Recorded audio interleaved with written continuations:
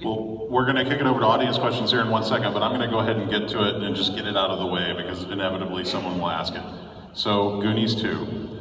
Everybody asks you guys.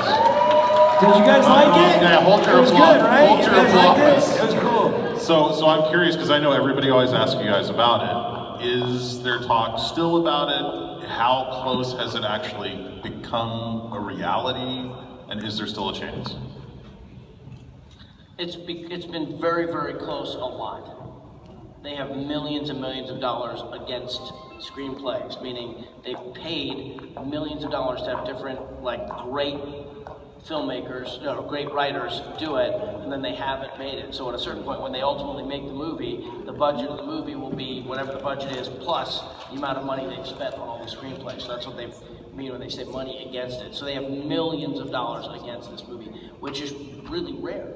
It's really, I don't know, now in the comic book age, maybe they do stuff where they'll, Avengers or something, I don't know, but they've tried. Steven is the decider, the sole decider. He's never gotten a place where he thought it was good enough.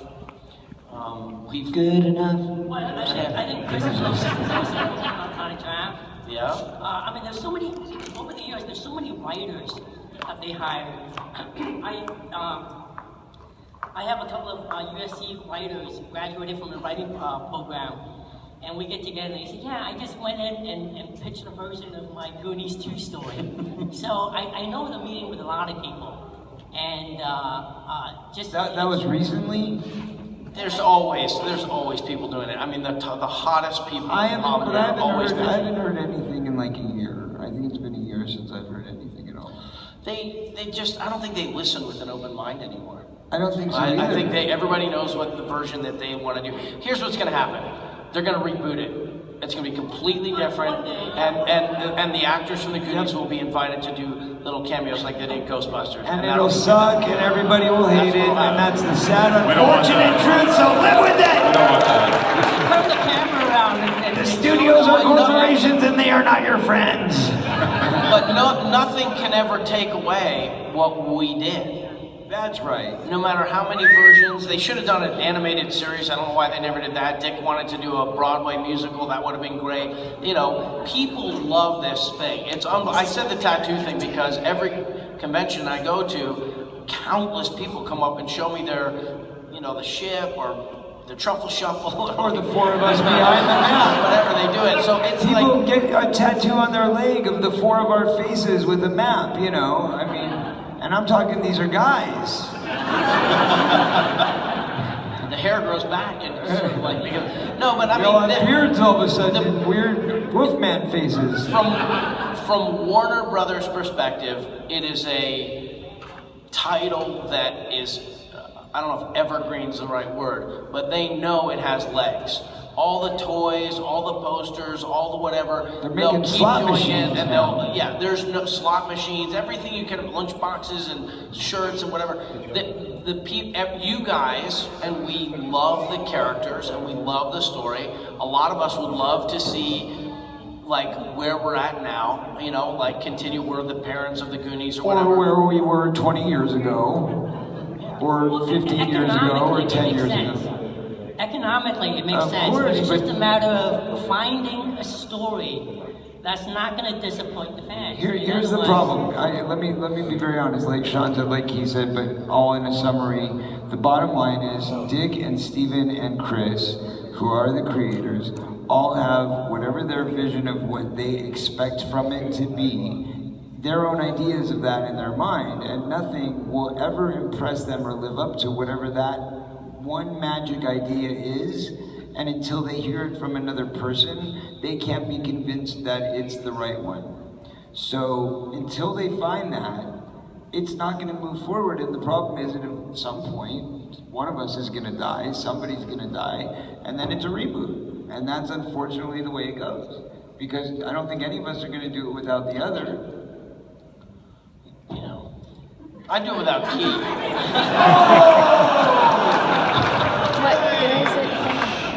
He's my favorite, so I can say that. All right, that about my kids. Sword through the heart. I have 3 daughters. I switch up telling them which one's my favorite on any given day.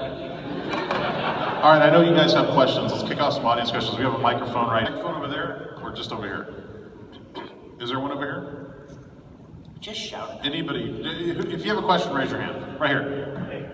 In the red. Yes, go. First of all, a sequel, regardless of the story, would be much better and appreciated by the fans than a reboot. So pass that along to the people. If you We had to agree. decide- if you had to decide where your character was in the sequel, what would you pick? For who? Who's that question directed to? Oh, okay. Well, we'll start down there. Where would you want your character to be now? Oh God! Wow. Go ahead, you guys. I know where I want us all to be. Well, I know I want the two of us. You have ideas about where you want to be.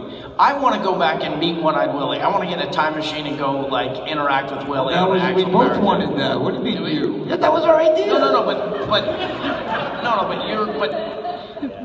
your idea for him was awesome. It was all one big idea though, right? It was like... Well, I don't know if they know this, but at one point, Corey and Sean came up with a story for Goonies 2, and they And it actually was went really in. good. It They was actually really went good. in and pitched it to Dick. Dick was so great. He was listening. First, he took it really seriously. He had his staff. Two staff people, and Chris Columbus's head person was there, and... So we had really worked on it. We spent a couple weeks getting it right, and we go in there, and Dick is listening to it, and you can tell he goes into. He's kind of a hippie a little bit. He's kind of there's a piece of. At first, you can tell he's really digging He it. was like closing his eyes, he was rocking back and forth, and he was like this, and afterward, and we're looking at each other like, okay, Yeah, it's all and then after it's over, he goes, yeah, we're not gonna do that. And I was I mean, like, they put a lot of effort into it. Sean, we did and a we're show like, together, why? Sean The pitched big it. question was why? And he says, too expensive. Great idea, too expensive. And we said, it's freaking Goonies 2. What are you gonna do? Spend $5 million on Well, we had the entire Spanish and English Armada fighting each other. Right. I mean, this could have been 3 sequels and a prequel. I mean, you have no idea. We We're gonna have Key working at the CERN, this is your idea, to be Yes, at the yes, CERN yes. Super Collider. We wanted him to be a well-advanced scientist working at the CERN Super Collider, at which point we found out that they had messed up and created a black hole, a ripple in time, and that is how the Spanish Armada got through in the first place. And we had a chance for him to go back and find It was awesome. It was awesome. We were traveling to 3 different countries, 4 different countries. It was like the Indiana Jones thing where like first we go to here, then to Paraguay, and then we have to all meet up in The Canary Egypt. Islands. And the Fratellis Switzerland. they were always on our heels. The Fratellis were always there. Right? Yeah, we had the At a certain point, Fratellis Chunks right like with the Turkish Navy on top of a battleship, like go this way. It was some good stuff, guys. You would have loved it. It was the Goonies sequel we all wanted to see. But, you know, at the end of the day, there are the budgetary restraints, and obviously they know what that No, magic Dick had just done number is. a time travel movie. Oh, That's yeah. true, and it didn't work out very well, did it? And like and I think he was like, yeah, I'm not doing kids and time travel again. Yeah, the 2 things I don't want to do. Thanks, guys. All right, So you know what- yeah. this guy over here really wants to ask a question. What are your thoughts on like, for instance, Stranger Things, and taking the inspiration from those decades and even from, the Goonies and everything? Stranger Days? Stranger Things. Stranger Things. He's on the show. Let him answer that. The Duffer Brothers who created that sold the show based on a kind of 5-minute thing that they put together. They showed me, and it just created that 1980s feeling. It just tapped in to that nostalgia, Poltergeist and E.T. and Back to the Future and Raiders of the Lost Ark and like all that moment in time, that like 82 to 87 was such a golden era of a certain kind of movie, and they loved it. They grew up loving those movies, and so they basically told Netflix, we want to do something that captures that tone. So the kids on the bikes and the Demogorgon and all that stuff, and I learned about it in cons. People would come up to me and say, you got to see it, this thing is Goonies. And I was like, yeah, but it's more monsters than Goonies, right? Like, I'm such an idiot. And so I watch it, and then next thing I know, I get to be on it. I just did a whole season You know on it. what's crazy is Will.i.am stopped me in a club one night and he goes, Corey, Stranger Things. What is that? It's like, it's a TV show. You gotta watch it. I'm like, okay, thanks for the heads up. And now my friend is on it, so look at that. I was like, now I have to watch it. Led Zeppelin loved Lord of the Rings, loved Tolkien. Like my friend was just, we were driving in his car and he was just playing all these tracks of Led Zeppelin stuff, and they were all named after characters from Lord of the Rings, whatever. But for Will I Am, it's all about Stranger Things, I guess. Like everybody finds inspiration. Apparently so. He was very moved by it. I mean, very, you know, he just like. The kids are awesome, and their performances, you know, they love the Duffer Brothers love the kids. They and it's exactly what you said about wanting to capture kids being natural. Well, yeah, and I've seen the show. It's a great show.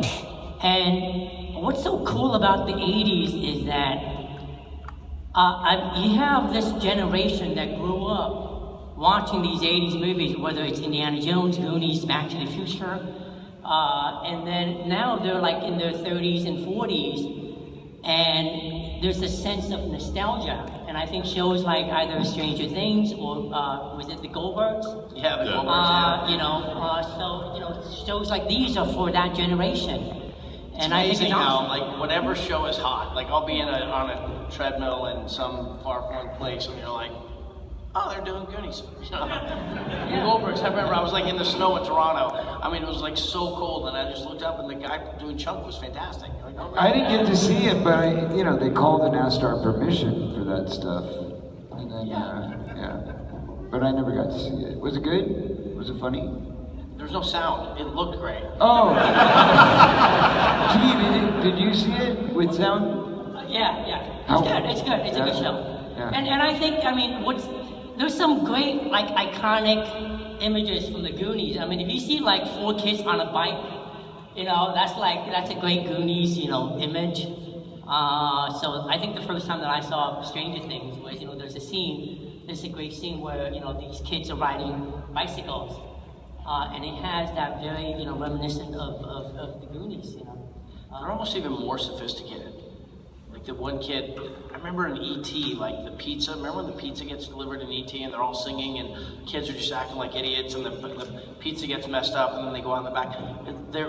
It's the same thing, they're playing a game, like those houses have a very specific look, but the little kid was like kind of, he's like offering a pizza to the sister. But like really kind of, I don't know, they're a little bit smarter. They're a little bit smarter now.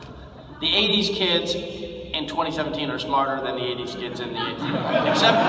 Except for Matthew Broderick. And Matthew Broderick was the smartest of the board games. But Anybody over here? Over here. Say it again. How often do you guys have a reunion? Every other week. Every other week. In a different city somewhere, and we tell them all it's the first time. What constitutes a reunion? You know, like there's always the 20th and then the 25th and the 30th. And Sean and I see each other all the time. Key and I see each other once in a while. And Sean and I, we live like 5 minutes away from each other. I go running in front of your house. I do. And they both, I moved into their neighborhood. So, in fact, we actually kind of have the Goondogs right there. But, no, we don't all go down to the pizza store together. We just don't do that. I don't know. It's never happened. Well, now we will. That's right. Everything will change after today. And after we get our Goonies tattoos. In fact, I'm canceling my tour, and I'm getting Corey. I'm going to get Corey right here. I'm going to stalk Sean. I'm going to start living outside your house. And, you can come in. You're welcome anytime. No, I just like the idea of stalking you. It's okay. not quite as fun if I'm invited. There's a little one over here in the red. Yes.